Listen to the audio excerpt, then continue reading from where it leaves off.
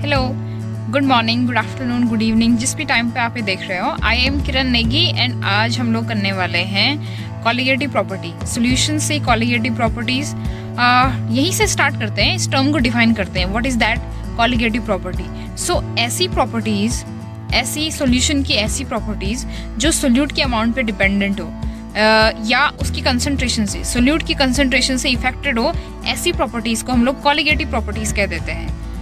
हमारे पास सिलेबस में 4 colligative property हैं जो हमें अच्छे से डिफाइन करनी है। सो 4 कॉलिगेटिव प्रॉपर्टीज में से फर्स्ट वन जो हमारे पास है that is relative lowering of vapour pressure, जो कि हमने राउल्ट लॉ में भी थोड़ा बहुत देखा था। Second one is elevation of boiling point, third one depression of freezing point and fourth is osmotic pressure. ये 4 प्रॉपर्टीज हम लोग करने वाले हैं। सबसे पहले हम लोग यही कॉन्सेप्ट वाइज और बाय फॉर्मूला ये चीज़ समझेंगे कि इनको कॉलिगेटिव प्रॉपर्टीज़ क्यों कहते हैं। देन हम लोग इनको थोड़ा इनका और कॉन्सेप्ट अच्छे से करेंगे। So let's see. सो पहले 2 हम देख चुके हैं, तीसरा करते हैं। सो पहले फ्रीजिंग पॉइंट समझते हैं। हम सपोज कर रहे हैं कि वाटर लिया हमने, ठीक है, और हमने इसको उससे हीट कम करेंगे फ्रीजर में रखना जैसे। सो वाटर की मॉलिक्यूल का जैसे टेम्परेचर कम होगा, उनके अंदर का मोशन अपने आप कम हो जाएगा और मॉलिक्यूल एक दूसरे के आसपास आने लग जाएंगे। इस तरह से धीरे धीरे लिक्विड जो होता है वो सॉलिड यानी आइस में चेंज होता है। वाटर इस तरह से आइस में चेंज होता है। जो टेम्परेचर हम लोग मेज़र करते हैं वो 0 डिग्री सेल्सियस कहते हैं कि इसका फ्रीजिंग पॉइंट जो है 0 है। अब इसका रीज़न क्या है? फ्रीजिंग पॉइंट किस टेम्परेचर को बोलते हैं, हमें ये ध्यान देना है, ठीक है। कैसे? जिस टेम्परेचर पे लिक्विड जो है वो आइस में चेंज हो और वो कांस्टेंट रहे, यानी आइस जो है बनती जा रही है लेकिन टेम्परेचर एक जैसा ही है 0 डिग्री सेल्सियस। ऐसे टेम्परेचर को हम लोग क्या कह देते हैं? फ्रीजिंग पॉइंट कहते हैं। तो यहाँ से हम लिख सकते हैं the constant temperature of which a substance change from a liquid state to a solid state is called freezing point. दोबारा से बोल रही हूँ मैं, the constant temperature at which substance change from a liquid state to a solid state is called freezing point. और ये freezing point अगर हम जब भी किसकी बात करेंगे, वाटर की, तो वाटर का फ्रीजिंग पॉइंट कितना होता है? 0 degree Celsius. Third colligative property that is depression of freezing point को समझने के लिए कुछ एग्जाम्पल लेते हैं।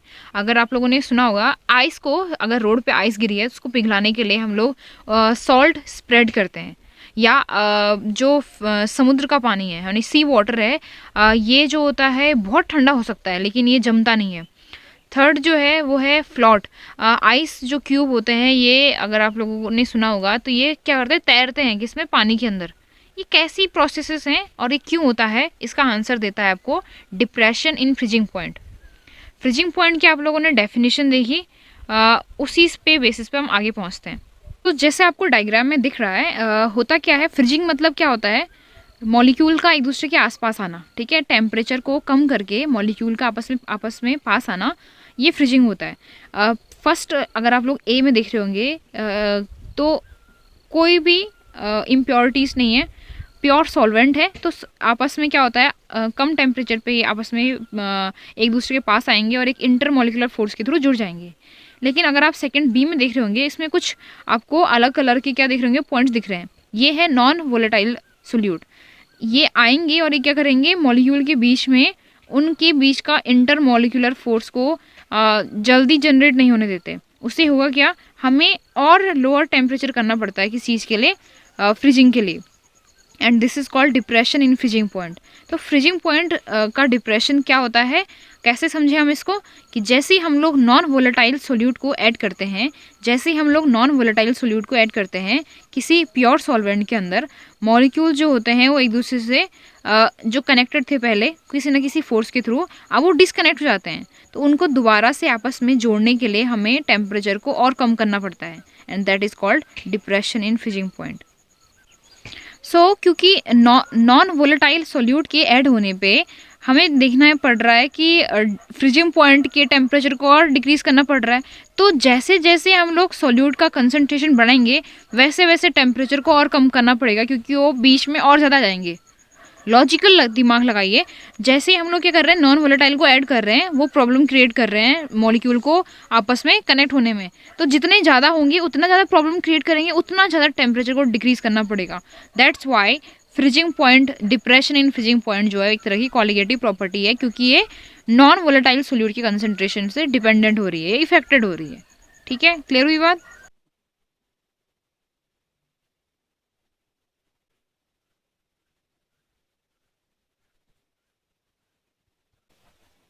इसका फॉर्मूला डिराइव करने के लिए हमें दोबारा से इसका वही ग्राफ देखना पड़ेगा। ग्राफ जो है अगर हम बनाएं इस तरह से, ठीक है, ये सपोज कर रहे हैं हम लोग ग्राफ है इसका, और इस तरफ है इसका वेपर प्रेशर जैसे हम लोगों ने पहला वाला ग्राफ देखा था, और इधर को क्या है टेम्परेचर। होता क्या है, जो लिक्विड और हमारे पास सॉलिड है वो इक्विलिब्रियम में रहना चाहिए, एक ऐसी कंडीशन आती है कि वो इक्विलिब्रियम में रहते हैं। और हो क्या रहा है, जैसे जैसे टेम्परेचर कम होगा, दो तरह के सॉल्वेंट है, हमने माना ये एक लिक्विड सॉल्वेंट है, ठीक है, और ये क्योंकि उससे कम जो होता है वेपर प्रेशर किसका होता है, सोल्यूशन का होता है, लोअरिंग ऑफ वेपर प्रेशर में देख चुके हैं हम। ये कुछ पॉइंट होगा, ये हमारा है सॉल्वेंट, स्टार्टिंग में ये है सॉल्वेंट, और ये हमारा क्या है, सोल्यूशन। दोनों चीजें हैं, ये दोनों एक टेम्परेचर ऐसा आता होगा जब ये फ्रोज होना स्टार्ट हो जाएंगे, माना लिक्विड सॉल्वेंट का, प्योर सॉल्वेंट का यहाँ से स्टार्ट हो रहा होगा टेम्परेचर, और जहाँ पे ये मैच हो रहा है किसका हो रहा होगा, सोल्यूशन का। तो इस पॉइंट को हमने यहाँ मैच कर लिया, इस पॉइंट को हम यहाँ मैच कर लेंगे। ये गैप बहुत कम हो रहा है, आप लोग इस गैप को बढ़ा सकते हो, क्योंकि एक्चुअली ये डिपेंड किस पे करता है, सॉल्वेंट पे डिपेंड करता है कितना कम और ज्यादा होगा, लेकिन हो ही रहा है। अगर हम ग्राफिकली देखें, जो फ्रीजिंग पॉइंट है सॉल्वेंट का वो ज्यादा है, क्योंकि इधर को बढ़ रहा है। ये पॉइंट जो है ये कहाँ का है, इसको हम कहेंगे freezing point of solvent. Pure है तो इसको हम लोग डेल्टा एफ नॉट कह देते हैं, और ये किसका है, नॉट। नॉट कहने का मतलब क्या है, इसमें जीरो जैसे लिखेगा। और ये जो ये पॉइंट है ये वाला, ये किसका होगा, सॉल्यूशन का, इसको हम सिंपल डेल्टा टीएफ लिख देंगे। हो क्या रहा है कि सॉल्वेंट का तो ज्यादा था, लेकिन जैसे हम लोग उसके अंदर नॉन वोलेटाइल सॉल्यूट ऐड करें कम हो जा रहा है, तो यही डिप्रेशन है। डिप्रेशन का मतलब होता है घटना, कम होना। तो इसको रिप्रेजेंट करते हैं हम डिप्रेशन को डेल्टा टी एफ से, जो किसके इक्वल हो जाएगा, T F not minus T F के इक्वल हो जाएगा। ठीक है, फिर हम लोग बात करते हैं ऐसी किसके लिए, डाइल्यूट सॉल्यूशन के लिए। डाइल्यूट सॉल्यूशन के लिए अगर हम ये चीज देखें, तो जो डेल्टा टी एफ होता है ये डायरेक्टली प्रोपोर्शनल होता है किसके, मोलैलिटी के।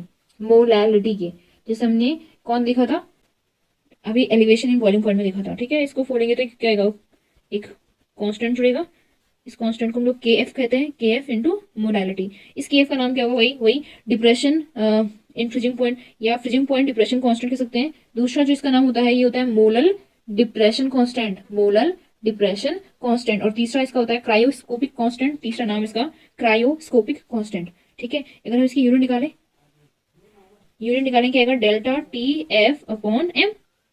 सेम जो यूनिट होती है किसकी, जो अभी हमने मोलल एलिवेशन कांस्टेंट देखा था उसका, और इसका सेम होता है, क्योंकि ऊपर क्या है, टेम्परेचर ही तो है, चाहे डिप्रेशन का है चाहे बॉइलिंग का है, पर दोनों टेम्परेचर है तो केल्विन ही आएगा ऊपर, केल्विन। और नीचे क्या है, मोलैलिटी क्या होगा, किलोग्राम, सॉरी मोल पर किलोग्राम, मोल पर किलोग्राम, तो क्या हो जाएगा, केल्विन किलोग्राम पर मोल, केल्विन किलोग्राम पर मोल, इसका क्या हो जाएगा, यूनिट हो जाएगा। ठीक है, यहाँ तक क्लियर हो गया। अब आगे करते हैं इसको।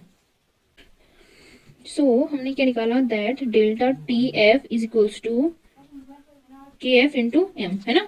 और एम क्या होता है, मोलैलिटी। अगर हम इसको फॉर्मूला रखें तो हम अभी आगे देख चुके हैं, तो मैं डायरेक्ट लिख रही हूँ, W B upon M B, M यानी molar mass of solute into total mass of solute.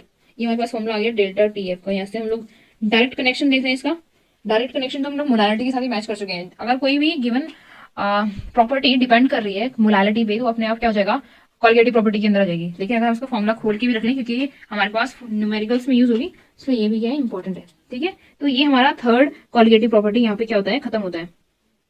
कई बार जो होता है इसमें जो टोटल मास है किसका, सॉल्वेंट का, 1 किलोग्राम में होता है। अगर ये ग्राम में होगा तो ऊपर से क्या हो जाएगा, 1000 से मल्टीप्लाई हो जाएगा। ये तो आप लोगों ने किया होगा, तो ये इतना इंपॉर्टेंट नहीं है, you should know that. But ठीक है, अगर ये हमारे पास सॉल्वेंट का मास किलोग्राम में दिया है, तो ये फॉर्मूला कुछ इस तरह से बन जाता है,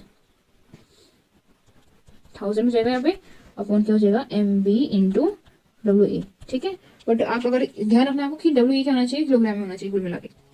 तो यहाँ पे खत्म होता है। ठीक है, अब फोर्थ प्रॉपर्टी पे चलते हैं हम लोग। ऑस्मोसिस तो हम जानते हैं, ऑस्मोसिस क्या होता है। ऑस्मोसिस जो है किसी भी प्योर सॉल्वेंट का अपने हाई कंसंट्रेशन से लो कंसंट्रेशन की तरफ चलना। ये अगर आप लोग डायग्राम में देख रहे होंगे, एक बीच में सेमी परमेबल मेम्ब्रेन जिसमें पोर्स होते हैं जिनका साइज़ जो होता है इतना होता है कि केवल सॉल्वेंट के मॉलिक्यूल इससे आर पार जा सकते हैं। तो हमें देखने को क्या मिल रहा है, सॉल्वेंट जो है, प्योर सॉल्वेंट जो है सॉल्यूशन की तरफ मूव कर रहा है, यानी सॉल्वेंट के मॉलिक्यूल अपने हाई कंसंट्रेशन से लो कंसंट्रेशन की तरफ चल रहे हैं। This is called osmosis. Then osmosis process start हुई। अगर हमें इस प्रोसेस को रोकना है तो हमें क्या करना पड़ेगा, हमें एक प्रेशर एक्सर्ट करना पड़ेगा सॉल्यूशन की तरफ से, ताकि उसका जो लेवल है वो बढ़े ना। इस प्रेशर को, जितना प्रेशर हमें एक्सर्ट करना पड़ता है, that is called osmotic pressure. इतना वो प्रेशर जो किसी भी ऑस्मोसिस की प्रोसेस को रोक सके या रोके, that is called osmotic pressure. इसको रिप्रेजेंट करते हैं पाई से, ठीक है। और ये जो होता है इसमें अलग क्या होता है, ये किस पे डिपेंडेंट होता है, मोलैरिटी पे। सो हम लोगों ने कहा दैट ऑस्मोटिक प्रेशर डिपेंडेंसी किस पे होती है, डाइल्यूट सॉल्यूशन के केस में एम पे, एम यानी मोलैरिटी पे। दूसरा डिपेंडेंसी ऑस्मोटिक प्रेशर की होती है टेम्परेचर पे, डायरेक्टली प्रोपोर्शनल होता है, तो यहाँ से जाएगा pi directly proportional to T, T यानी टेम्परेचर।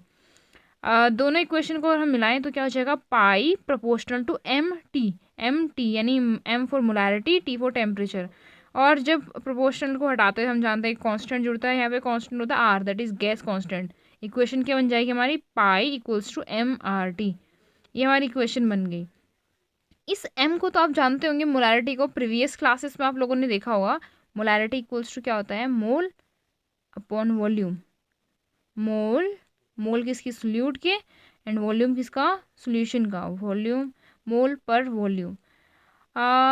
यहाँ से ये चीज़ क्लियर करते हैं कि मोल को, इसको इक्वेशन में पुट करते हैं पहले तो पाई इक्वल्स टू क्या होगा, एम आर टी की जगह पे एन अपॉन वी आ जाएगा, एन यानी मोल, वी यानी वॉल्यूम। और v को अगर हम दूसरी साइड लेके जाएं तो pi V equals to N R T. ये हमारी हो गई इक्वेशन। सो हमारी 4 इक्वेशन, क्वालिटेटिव प्रॉपर्टीज़, फार्मूला और कॉन्सेप्ट यहाँ पे ख़त्म होता है। नेक्स्ट क्लास में मिलते हैं।